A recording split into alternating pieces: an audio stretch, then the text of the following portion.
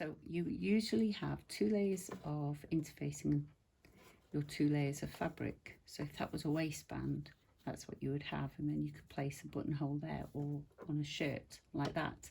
So what you do is you grab the button that you're going to use. Let's place that there for a moment.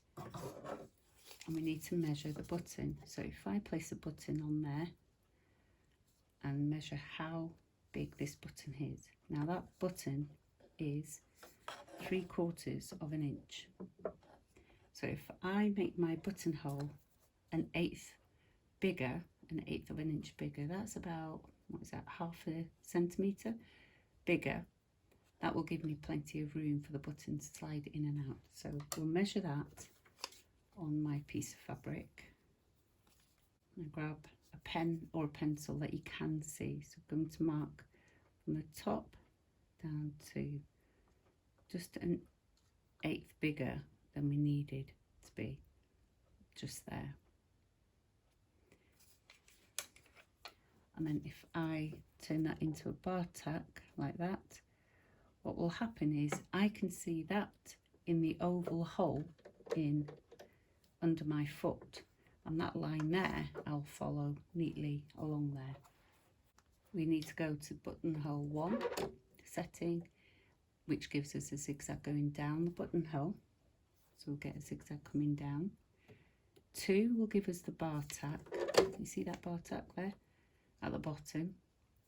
3 will give us the zigzag going back up, and 4 will give us the bar tack at the top.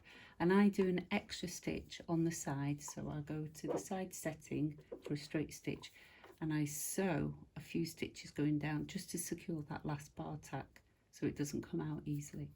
So when we use the buttonhole stitches, you need to go to the setting between 0 and 1 so that we can get a small zigzag, narrow zigzag that comes so close together. I'm going to place that into the machine, and like I said before, I'm going to see the bar tack in the hole, and I'm going to follow that line in the centre. So on 1, and then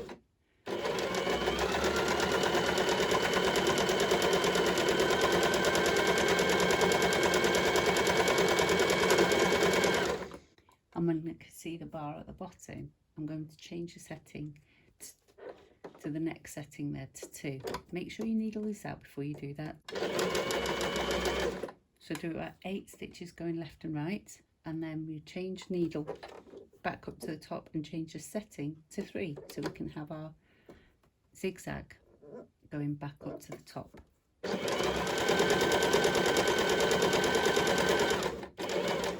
When I see that bar at the top, change setting to 4 to do the bar tack, and about 8 stitches again. And then this is the extra stitch that I like to do. So I'll go on to B. So the needle now sits at the side of my buttonhole. Just make sure it's nice and straight. And sew a few stitches. I'm going to go to the setting of 1. And do a reverse lock.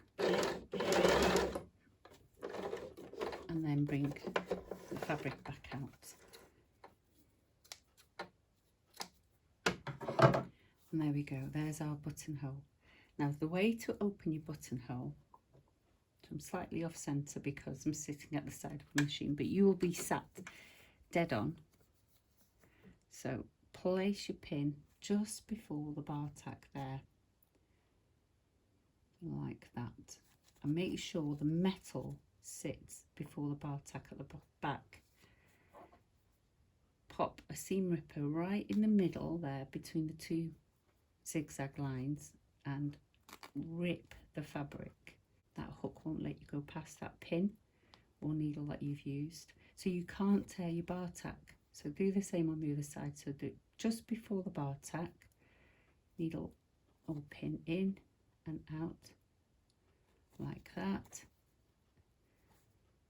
and just rip like that. There you go. And then try your button, and there you go, snug fit, You don't want it too big and you don't want it too tight either. So about 1/2 centimetre or 1/8 of an inch is perfect. You want to use a pen that washes away easily. Now these are really good pens because they do wash away even if you've ironed on top. And that gives you a nice buttonhole. Have fun.